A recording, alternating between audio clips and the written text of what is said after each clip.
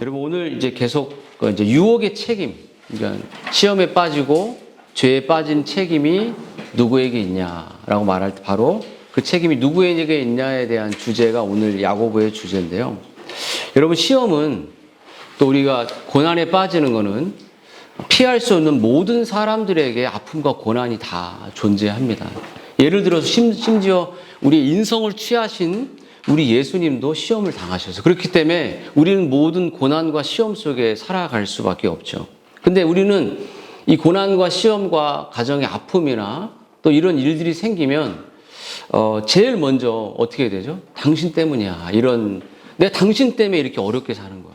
당신 때문에 내 인생이 불행해. 이 원인을 어디에 두냐면 바로 남에게, 타인에게, 또 남편에게, 아내에게, 자녀에게 당신 때문에 불행하다는 거죠. 이것이 우리가 갖고 있는 본성의 이 타락의 사람들이 갖고 있는 모습이에요.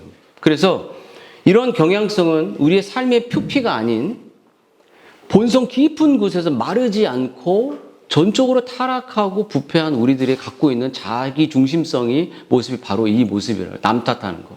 그렇죠? 내가 힘든 게 당신 탓이, 당신이 알아주지 않았기 때문이라는 거죠. 그래서 오늘 야고보는 하나님을 탓하지 말라고 말합니다. 여러분 지금의 이 고통과 지금의 이 어려움이 아내 탓인가요? 아니면 남편 탓인가요? 아니면 부모가 좋은 재산을 많이 물려주지 못한 그런 탓인가요? 그래서 옛날에 어떤 표가 어떤 교회 박영선 목사님 교회 표가 이거였어요. 너나 잘해 이거예요. 너나 잘해. 너나 잘해. 그러니까 너나 잘하면 너 자신을 깨달으면 그렇게 판단할 수 없다는 거 표예요. 우리 교회도 하나 걸을까요? 너나 잘해. 그래서 우리의 인생에서는 남을 탓하고 불행의 원인을 나 자신에게 두지 않고 남에게, 타인에게, 가족에게 둔다는 것이죠. 그래서 시련과 시험의 때에 유혹과 모든 어려움이 있을 때 왜 하나님은 나를 돌아보지 않지? 왜 하나님은 왜 우리의 가정에 이런 아픔을 주지? 왜 하나님은 왜 내 인생의 어려움을 돌보지 않고 내가 힘들 때 내 옆에 안 계시지라고 하나님 탓을 한다는 거예요. 이런 하나님 탓을 한다는 게 성경에 많이 있을까요, 없을까요? 엄청 많죠. 여러분 우리 조상 아담이 타락하고 했을 때 여자가 준 겁니다. 막 이렇게 여자를 탓하거나 당신이 이렇게 한 거 아니까 하나님을 탓하는. 에어컨 만지지 마세요 할 때. 예. 예. 이스라엘 백성이 어땠죠? 그것은 이렇게 광야에 나오면서 이렇게 그들이 굶주리고 했을 때 너희가 어찌하여 우리를 애굽에 나오게 해서 이렇게 굶어 죽게 하냐 이렇게 막 홍해 앞에 섰을 때도 그렇고 물이 없을 때도 그렇고 정말 이 굶주림과 고난의 탓을 모세를 탓하고 모세를 향해서 다시 하나님을 탓하는 그 모습으로 돌아가게 되죠. 그리고 우리가 신약 성경에 봤던 정말 나사로 오빠가 죽었을 때 당신 예수님이 여기 계셨으면 내 오빠 안 죽었을 거야 이렇게 탓하는 모습이 우리들에게 있다는 거죠. 이거 인간의 이 원망의 중심을 바로 하나님을 향해 둔다는 거죠. 인간이. 그렇죠. 나중에 우리 아이들이 컸을 때 엄마 아빠는 왜 이렇게 가난해? 엄마는 왜 이렇게 나에게 물려준 게 없어? 이렇게 아빠에게 탓하거나 그건 정말 배은망덕한 행동이에요. 바로 하나님을 향한 그런 도전이거든요. 그래서 여러분 어리석은 운명론. 그래서 오늘 이 야고보서가 우리에게 보여주는 건 그런 운명이 정해졌다는 거. 가난이라는 운명, 비참한 운명, 부모의 이재용의 아들로 내가 태어나지 못한 것에 대한 이 비참함의 운명이 우리들에게 정해졌다는 거죠. 그래서 하나님이 나를 망쳐놨어 라는 결국은 부모를 탓하고 남편과 아내를 탓하다가 결국 그게 어디로 가냐면 하나님을 향해 탓하는 거예요. 당신이 나 돌보지 않았잖아. 여러분 이것을 우리는 정당화하려고 합니다. 책임을 회피하려고 하죠. 근데 여러분 스코틀랜드의 유명한 시인인 로버트 번즈라는 이 시인이 이렇게 시를 썼어요. 당신이 나를 거칠고 강한 열정을 지닌 존재로 빚으셨음을 당신도 아십니다. 나는 그 열정의 유혹적인 목소리를 쫓다가 종종 그릇된 길로 가곤 했습니다. 나를 잘못된 길로 이끈 그 빛은 바로 하늘에서 주어진 것이고 나의 고난은 당신 때문이고 나를 여기로 인도한 건 당신 때문이라고. 이 시가 이 창조를 향한 이렇게 나의 아픔이 당신 때문이야 라는 이 시를 썼죠. 고대 랍비들은 뭐라고 말했냐면 옛저하라 이런 말이 있어요. 랍비들은 악한 충동을 이렇게 옛저하라는 말이 악한 충동을 의미하는 건데 당시 그들은 옛저하라라는 원래 지음받은 인간의 본성의 일부를 이렇게 말했습니다. 랍비의 문헌에서 이렇게 말합니다. 하나님은 이렇게 말씀하셨다는 거예요. 내가 인간 속에 악한 성향을 창조했던 일을 후회한다. 만일 그리하지 않았더라면 인간은 나를 거슬러 반역하지 않았을 것이다. 하지만 그 악한 성향을 창조한 것이 바로 나다. 그리고 그 치유의 방편으로 율법을 창조했다. 그러면 내가 율법에 전념한다면 악의 권세에 사로잡히지 않게 될 것이다. 하나님은 인간의 오른편의 선한 성향을, 그 왼편은 악한 성향을 놓아두셨다. 그러니까 결국은 인간에게 악한 것을 선택할 수 있는 그 악을 하나님이 주었다는 거죠. 여러분, 또 그리스도의 동시에 살았던 알렉산드리아 철학자 필론이라는 사람이 이렇게 말해요. 인간의 마음이 죄를 범하고 참된 미덕에서 멀리 벗어날 때 그는 신적인 원인의 그 책임을 돌린다. 그러니까 하나님, 필론이란 이 철학자가 엄청난 사람인데 하나님이 그 악을 제공했다는 거예요. 여러분, 하나님이 악을 제공했나요? 그래서 내가 잘못된 것, 내 가정이 가난한 것, 내가 우울한 것, 내가 슬픈 것은 누구의 책임인가? 라는 이 책임을 말할 때 그것은 오늘 야고보는 그것은 하나님 책임이 아니라 악의 본질, 사람이 전적으로 타락한 이 본성, 인간의 욕심, 정말 이러한 것에 이 책임이 있다는 것이에요. 그래서 솔로몬의 잠언에 솔로몬이 이렇게 말해요. 사람이 미련함으로 자기 길을 굽게 하고 그 마음으로는 여호와를 원망한다. 이렇게 말했어요. 이게 솔로몬이 반격하는 거예요. 이 세상 사람들이 악의 원인, 절망의 원인, 우울함의 원인은 하나님께 있다라고 말하지만 그 원인이 바로 하나님께 있지 않고 인간에게 있다는 거죠. 여러분, 야고보는 하나님이 악을 향한 유혹거리를 보내셨다거나 그 책임을 전가하면서 자신의 허물을 불경건하고 합리화하는 이들에게 맹렬하게 논박하고 맹렬하게 지적하죠.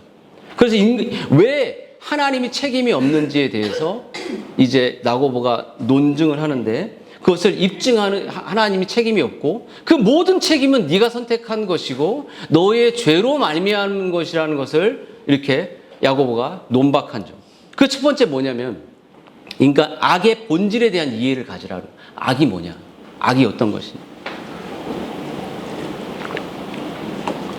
그리고 두 번째는 악의 본질을 이해하고 사람의 본성이 타락한 것이 무엇인지를 너희들이 알아야 된다. 그리고 타락한 이 본성을 가진 인간이 그 욕심의 본질을 이해하는 거예요. 욕심이 뭐냐? 욕심 있죠? 욕심. 그리고 네 번째는 하나님이 죄를 짓게 할 수 없는 하나님의 본성과 속성을 너희들이 이해해야 된다는 거예요. 하나님의 본성. 그리고 다섯 번째는 거듭나야 된다. 근데 거듭남은 제가 다음 주에 말을 할 건데요. 그래서 오늘 네 가지 정도를 얘기하려고 합니다. 여러분, 그렇다면 악의 본질을 볼까요? 여러분 13절에 하나님은 악에게 시험받지 아니하시오라는 헬라어에 아페이라스토스라는 이 뜻이 있습니다. 그럼 뭐냐면 유혹할 수 없다.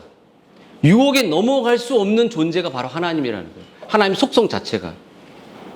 하나님은 악과 가장 완전하고 심오한 의미에서 배타적이라는 거예요. 하나님은 악이 들어올 수 없다는 것이에요. 여러분, 거룩하신 하나님은 순수함과 완전한 의미에 미치지 못한 그 어떤 것도 영원히 섞이지 않는 그런 존재라는 것이죠. 그래 하박국은 하나님 주께서는 눈이 정결하고 차마 이 패역을 보지 못한다 이렇게 말했어요.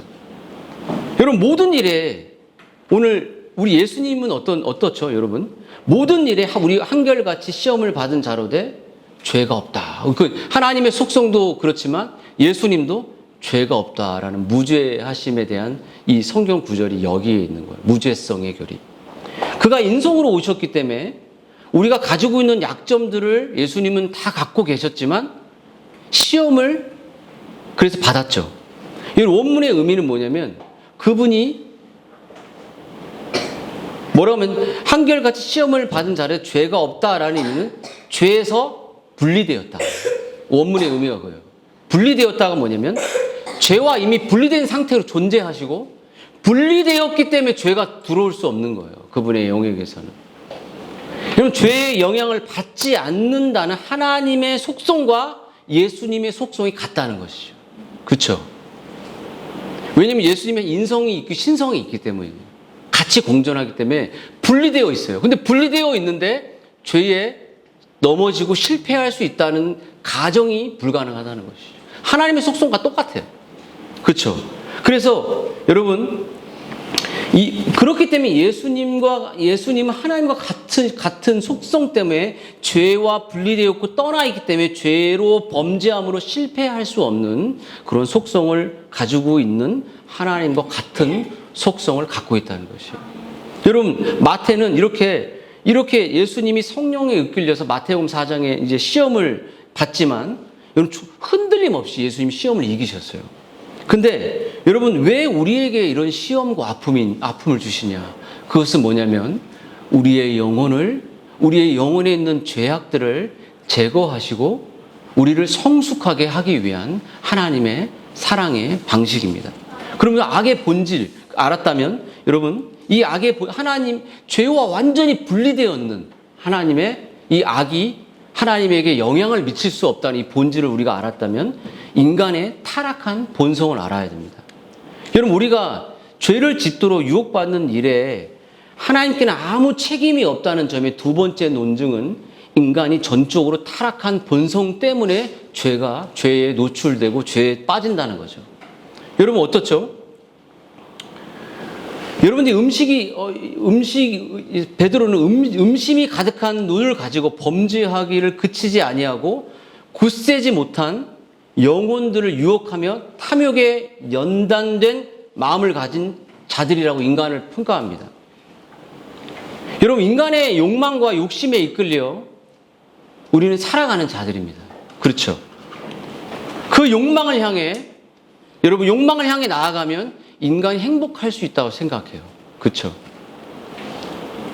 여러분 우리가 유혹에 굴복하는 것은 육신의 욕망을 자극하는 악한 일들 앞에서 우리 자신의 이 자아가 계속 끌려가는 거예요. 여러분 원래 이 정욕, 욕심으로 번역된 이 단어는 부정한 성적 욕망에 결부되는 단어로 사용되었어요. 여러분 그 단어는 원래 표현은 투피미아라는 이 단어는 모든 종류의 깊고 갈망이나 바람을 가리키는 것이었는데 야고보는 그런 선한 욕망이 타락으로 말미암아 욕심으로 바뀌었다고 말해요.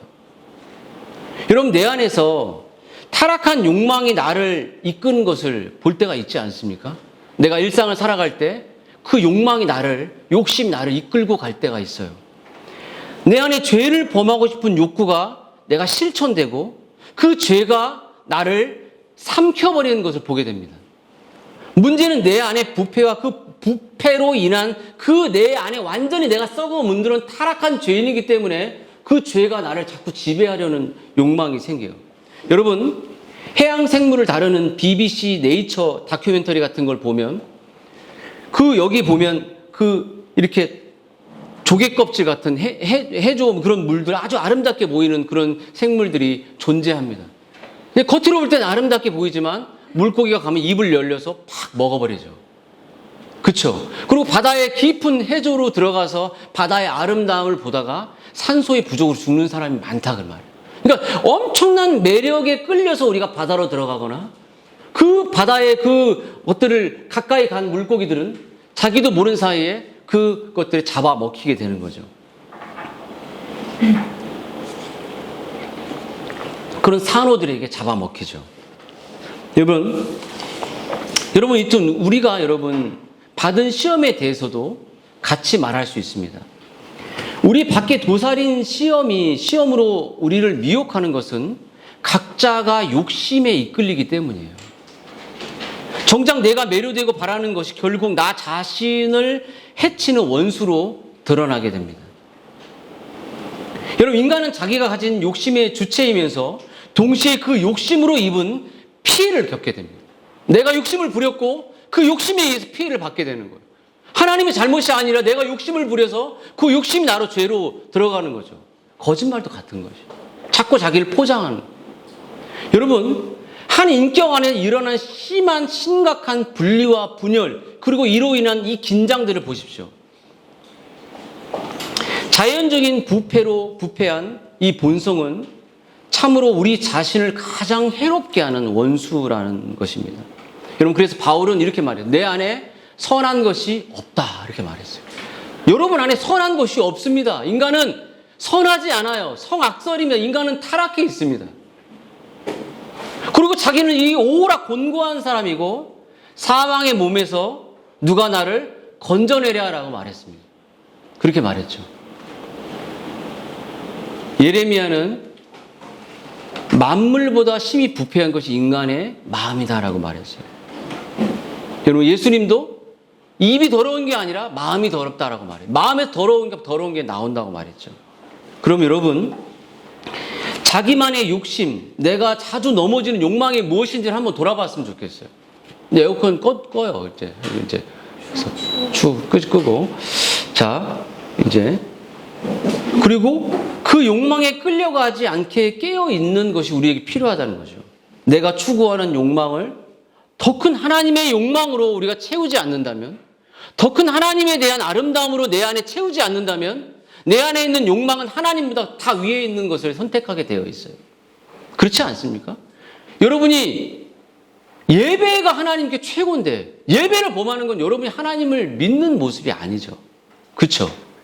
여러분, 우리가 지금 영광스러운 구원을 얻어 우리들이 신의 성품에 참여한 자들이 여기에 있습니다.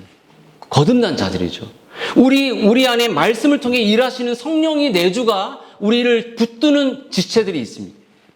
하지만 우리의 내면에 여전히 우리를 거스리는 이 죄악의 대적자들이 자리 잡고 있죠.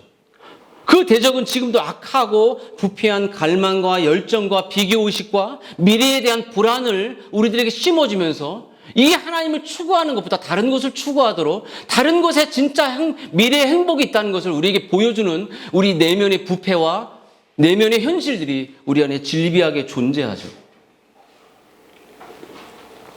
여러분, 이것이 우리가 가지고 있는 인간의 타락의 본질의 모습입니다. 내면이 부패했기 때문에 끝없이 하나님보다 다른 행복을 추구하는 인간의 본성. 그렇다면 욕심의 본질은 뭘까요?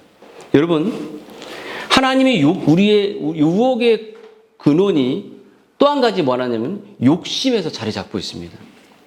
여러분, 야고보는 그것을 출산의 과정에서 견주어서 자신의 요점을 전개하시지, 여러분, 죄로 이끌려 욕심과 싸우는 것은 잡초를 뽑아내는 것 같아요. 잡초를 어릴 때 뽑아내지 않으면 당장은 괜찮아 보이고 미루어 보이더라도 그 잡초가 엄청나게 커서 뽑아낼 때 엄청난 힘을 들이는 일들이 우리 안에 생긴다는 거예요. 여러분, 아이들 방 밑에, 여기 방 밑에 독사의 알새끼가 막 까여 있어요. 그럼 지금은 알새끼지만 나중에 부화하고 커게 되면 그 독사가 물어버리겠죠. 그럼 알새끼가 있는 알이 밑에 깔려 있다고 생각하면 부모는 어떻게 했습니까? 막 약을 뿌리고 그 더러운 아이들을 방해하는 그 악한 것들을 다 제거하겠죠. 여러분, 마찬가지로 죄와 싸울 때 애초에 욕심으로 잉태될 때 죄를 죄로 밝히 보이시는 하나님 말씀에 따라 짓밟아서 잘라내 버려야 돼요. 이거 죄라고 지적하면 잘라내 버려야 되는데 점점 키워내는 거예요. 그래서 나중에 만성이 되어서 그 죄가 자기의 입이 되고 말이 그냥 거짓이 계속 나오고 거짓을 계속 변호하는 습관이 되어버려요. 그럼 잘하지 않아요. 계속 병들고 자기 포장하는 게 바빠 있습니다. 그래서 저는 이 욕심의 본질을 4가지 영어 단어로 여러분에게 설명해 보겠습니다. 욕심, 우리 안에 타락의 본성이 있어서 욕심이 생기는데 그 욕심의 본질을 처음엔 영어로 D로 시작하는 단어예요. 다 여러분이 알아야 돼. desire이라는 단어입니다. desire. 뭔가 갈망하는 단어죠. desire, 갈망. 뭔가 채우고 싶어 하는 거예요. 근데 이 갈망을 뭔가 채워야 되는 이 갈망을 하나님으로 채우지 않고 욕심으로 채운다는 거예요. 내 야망과 죄덩어리로. 여러분, 갈망으로 이 욕심과 같은 뜻을 지닌 이 단어는 각 사람이 구원받기 전에는 누구나 욕심의 노예로 살아갑니다. 에베소서 말처럼 헛물과 죄로 죽어서 사단의 종으로 살아간다는 거죠. 하나님을 갈망할 수 없는 존재입니다. 이 디자이어라는 단어는 누구를 갈망하냐? 돈을 갈망. 누구를 갈망하냐? 성을 갈망. 누구를 갈망하냐? 물질을 갈망. 누구를 갈망하냐? 경제적인 것을 갈망하죠. 이런 보석상의 진열들을 보면 보석상만 아니라도 당근의 아주 멋진 귀걸이와 목걸이 보면 사고 싶습니까? 안 사고 싶습니까? 50만 원짜리인데 한 13만 원에 나왔어. 사고 싶어 안 사고? 사고 싶지. 안 보면 안 사고 싶은데 계속 사. 근데 시계, 팔찌 이런 거 많겠죠. 여러분 정말 가다가 정말 내가 더 좋은 집을 사고 싶은데 모델하우스에 들어갔어요. 집이 너무 좋아. 막 아파트 위층도 있고 막. 그럼 사고 싶어 안 사고? 사고 싶죠. 모델하우스 들어가시면 아세요. 그래서 자동차, 제가 축구를 배우는데 이것도 이제 목회하기 위해서 축구를 배웠는데 지금은 열심히 합니다. 목사님들이 이제 저한테 잔소리를 안 해요. 그렇게만 하면 왜 이렇게 늘었냐 이렇게. 근데 축구장에서 포르쉐를 타고 왔는데 SUV야. 얼마예요? 2억이래 2억. 내가 하면서 2억짜리 타면 기분 좋나요? 했더니 자꾸 얘기해. 내가 그래서 축구공으로 찌그러뜨릴지 모른다 해도 막 웃는데 자동차를. 사람들이 자동차 관심이 막 포르쉐 타니까. 이런 욕구를 보여주는 거죠. 여러분, 자전제품이나 핸드폰, 화소의 액정, 이런 것을 볼 때 우리는 견뎌내지 못하는 이 욕구가 우리 안에 팍 들어와. 이 디자이어리나 말이, 이 하나님으로 채워질 욕구가 죄에 대한 욕구로 열망으로 끝없이 가는 거예요. 근데 이 욕구는 하나님으로 채워져야지만 이겨낼 수가 있는 거예요. 그리고 또 한 가지. D로 하는, 우리 한번 이 단어 아나? Deception. 무슨 뜻이야? Deception. 우리 동생 가은이, 응? 알아볼라. 이거는 속이는 거야. 기만. 무슨 말이죠? Deception은 뭐냐면, 여러분 자신의 이 죄악에 잉태하는 이 삶을 합리화시켜버립니다. 속여버려요. 나 괜찮지. 이 정도 이거 필요하지. 이렇게 속입니다. 내가 했던 이 범죄가 내 연약하지. 라고 말하며 이것을 속여요. 나를 자꾸 합리화하고 속여버립니다. 그래서 속여서 망가지게 되는 거 끝까지. 여러분, 이 대상을 갈망하면서 끝없이 여러분이 죄를 지으면서 얼마나 더 많이 정당해 왔습니까? 얼마나 많이 이거 하나님이 이해하시겠지. 뭘 이해해? 하나님이 예배 빠지는 걸 뭘 이해해? 하나님이 물질생활 대충 하는 걸 뭘 이해해? 아니에요. 이해 안 해요. 저는 이해할 수 있어요. 그래. 하나님이 이해 안 해요. 이해 안 한다는데 자꾸 이해한다고 자기에게 암시를 걸어. 디셉션 하지 말라고. 속이지 마. 눈만 보면 다 알아. 우리 가온이 핸드폰 보고 내가 핸드폰 뜨거운 거 만지고 많이 했어 안 해서 이렇게 속이지 말라 그래. 많이 했다고 말해도 상관없어. 속이지만 마. 여러분, 이 부패한 본성은 자꾸 속여. 내 눈 보고 일주일 동안 죄진 사람도 속이지 말라고. 내가 숨어야 될 것 같아. 저도 너무 괴롭죠. 여러분, 주일은 그래서 하나님께 회개하고 나아가는 시간. 속이지 마. 다 알아. 다 아는데 그냥 모른 척 하는 것 뿐이야. 모른 척 하고, 근데 모른 척해서 계속 그 죄를 계속 지으면 이제 카운트 펀치가 들어가는 거야. 너 그 입 닫아. 그만 죄죠. 이렇게 말하는 거예요. 여러분, 이제 디셉션까지 갔죠. 그 다음에 어떤 단어, D자라는 단어, 디자인이라는 단어입니다. 디자인. 구상하게 됩니다. 죄가 점점 이렇게 만들어진 과정을 한번 돌아보세요. 그래서 나를 합리화하고 죄를 실행하기 위해서 구상하는 겁니다. 죄를 어떻게 실행에 옮길지, 실제로 누가 없는지, 누가 있는지 막 하면서 구상하죠. 여러분, 죄 지을 때 오늘 엄마가 있을까? 오늘 아빠가 없을까? 오늘 뭐 할까? 머리를 구상해. 머리를 돌려. 근데 다 보여. 보여, 안 보여? 싹 다 보이지. 내가 죄를 많이 지어봤기 때문에 다 엄청난 머리 쓰지 않으면 다 보여. 아빠가 여러분들에게 할 때는. 구상하지 마. 응? 알았지? 절대 구상. 막 구상하고 막 짜고 그래서 의도적으로 그 죄를 실행하기 위해 계획을 짠다는 거예요. 마지막 어떻게 되죠? 여러분 D자리. 이건 알 거야. disobedience란 말입니다. 뭐예요? 너희들 알아 몰라? 철록정할 때 안 나오나 이 단어? disobedient 나올 거야 아마. 여러분 불순종. 이 결국은 하나님을 향해 반역의 행동을 하게 되는 거죠. 여러분 유혹의 전개 과정을 한번 보십시오.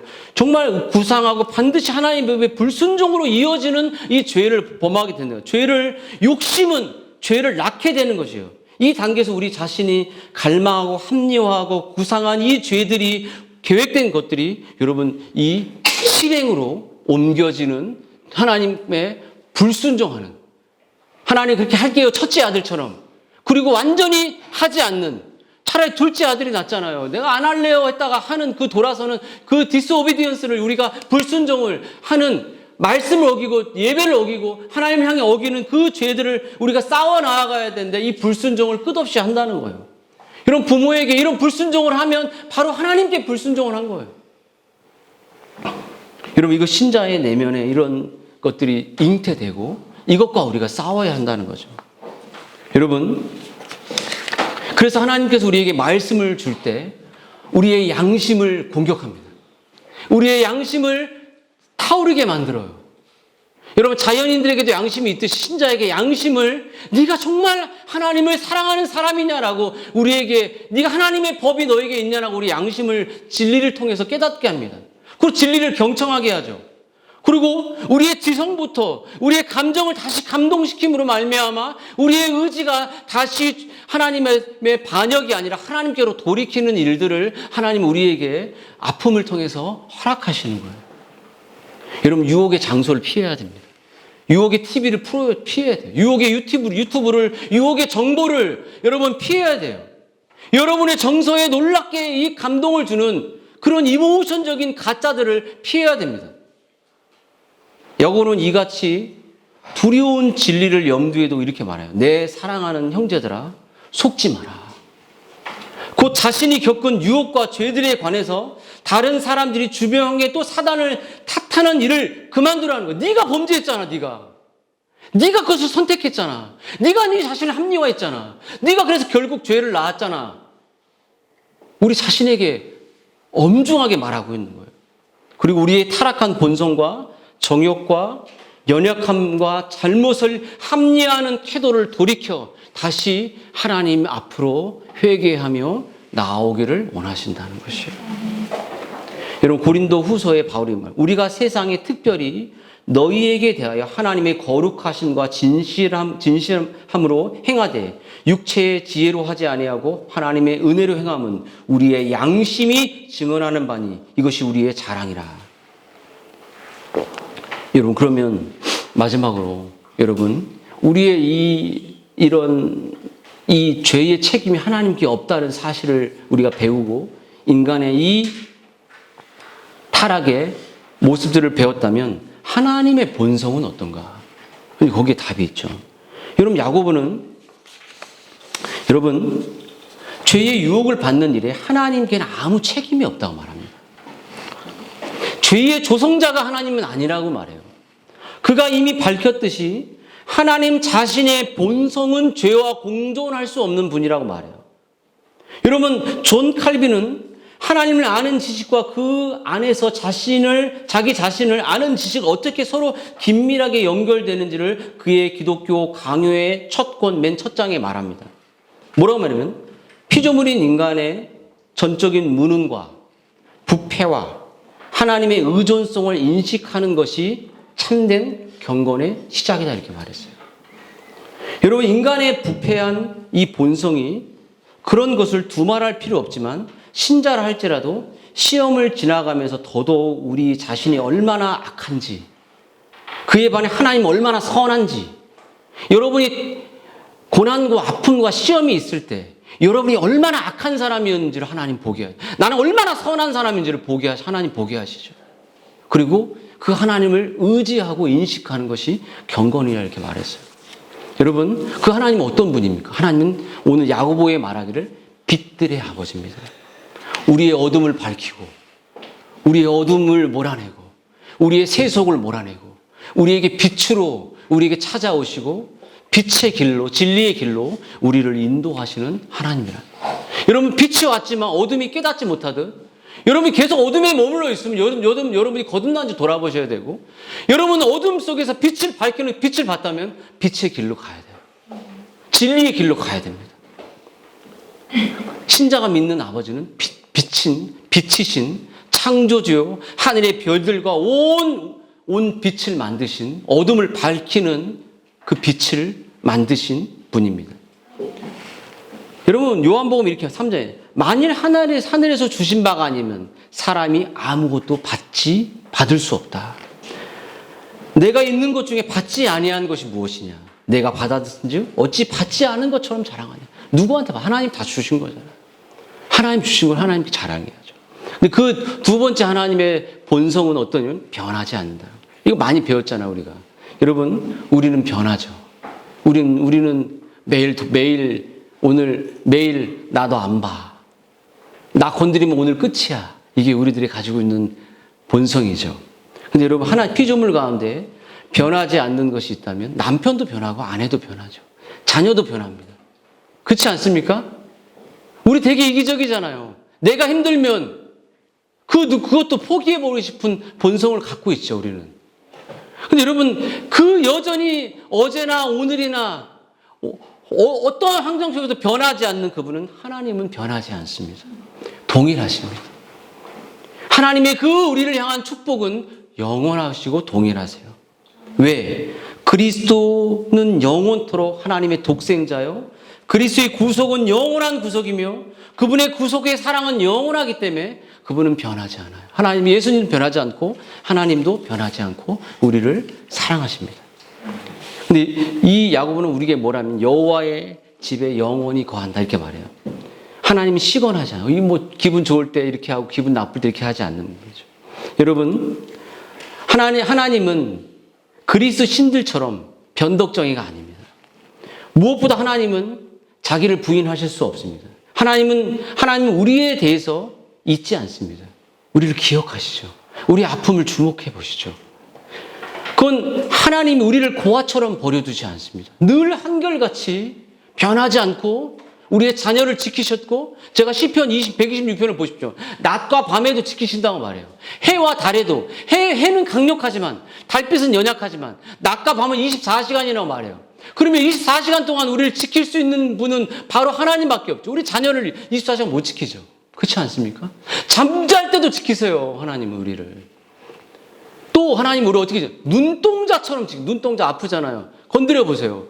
눈동자처럼 아주 민감하게 눈꺼풀이 덮는 것처럼 우리의 자녀와 우리의 미래와 우리의 인생을 지키시는데 변함이 없대요. 얼마나 아름답습니까?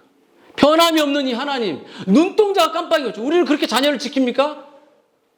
정말 자식 준데 눈가리에 파서 그렇게 우리 생명을 줄 수 있어? 절대 못할 것 같아, 나는. 못 죽을 것 같아. 너도 네 자식 낳아봐. 안 될지 몰라. 나도 우리 아내가 살아야지. 여러분, 변하지 않는 이 하나님. 그래서 하나님을, 부모도 실망스러운 거야. 하나님만 안 실망스러운 거야. 부모 보면 실망스럽잖아. 부모 보면, 화도 내고, 온전하지 않죠. 근데 그 부모를 보면서 진짜 부모를 보는 거야, 하나님을. 마지막 하나님의 본성은, 여러분, 뭐죠? 모든 것이 변하지 않기 때문에 우리 하나님만을 의지해야 한다는 것이에요. 여호와의 말이 힘이 세다 하여 기뻐하지 아니하시며 사람의 다리가 억세다 하여 기뻐하지 아니하시고 여호와는 자기를 경외하는 자들과 그의 인자하심을 바라는 자들을 기쁘게 하신다 이렇게 말했어요. 여러분, 세상은 변하고 모든 좋은 것이 하나님께로 오듯 여러분 상대방이 변하고 그렇지 않도 내 자신이 변할 수도 있고 여러분 국가의 법도 변하죠. 불변할 것 같은 국가의 법도 없어지기도 하고 세워지기도 합니다. 심지어 가장 상위 보기에는 헌법도 변합니다. 이전에 죄이던 것이 죄가 아니라고 말하는 법이 생깁니다. 이전에 죄가 아니던 것이 죄로 선고됩니다. 법도 변합니다. 세상의 이 모든 도덕과 법은 상대적이고 절대적인 법일지라도 그 법도 유한하고 법도 바뀌어요. 여러분, 그러나 하나님은 바뀌지 않습니다. 하나님 우리를 구원을 사랑하신다고 작정하신 사람들을 그 의지를 향해서 낭패시키지 않고, 우리가 절망스럽지 않게 하고, 우리가 굶주리지 않게 하며, 우리가 쓰러지지 않도록 늘 동행하시고 늘 지키십니다. 변하지 않고 회전하는 그림자도 없는 그 하나님을 의지하시길 바라요. 여러분이 죽음의 임종 속에서도, 고난의 앞에서도, 아이들의 이 아픔 속에서도 변하는 남편과 아내를 의지하지 말고 그를 사랑해주고 기도해주는과 동시에 격려해줘야 되지만, 그 사람에게 뭘 말해줘? 변하지 않는, 불변하시고 동일하신 그 하나님. 아까도 오전에 들었던 공중의 새들에도 먹이시는 그 하나님. 한 마리도 떨어뜨리지 않으신 하나님. 그분에게 우리 아들을 주신 것이 모든 것을 주신다는 그 하나님의 사랑을 우리가 기억하는 것이에요. 그분을 바라볼 때 남편을 보고 절망하지 않고, 그분을 바라볼 때 아내를 보고 자식을 보고 절망하지 않습니다. 부모를 보고도 절망하지 않아요. 왜냐하면 부모를 주시고 남편을 주시고 아내를 주시고 자녀를 주신 분이 바로 하나님이기 때문에 우리 하나님을 원망하지 않기 때문에. 여러분, 거기에 여러분 우리 유혹의 책임이 바로 나에게 있다. 나의 타락에 있다. 그리고 여러분을 그 유혹을 이길 수 있는 거듭남을 허락하신 그 하나님을 향해 감사하고 그 은혜를 의지하고 끝없이 나아가기를 주님의 이름으로 축원드립니다.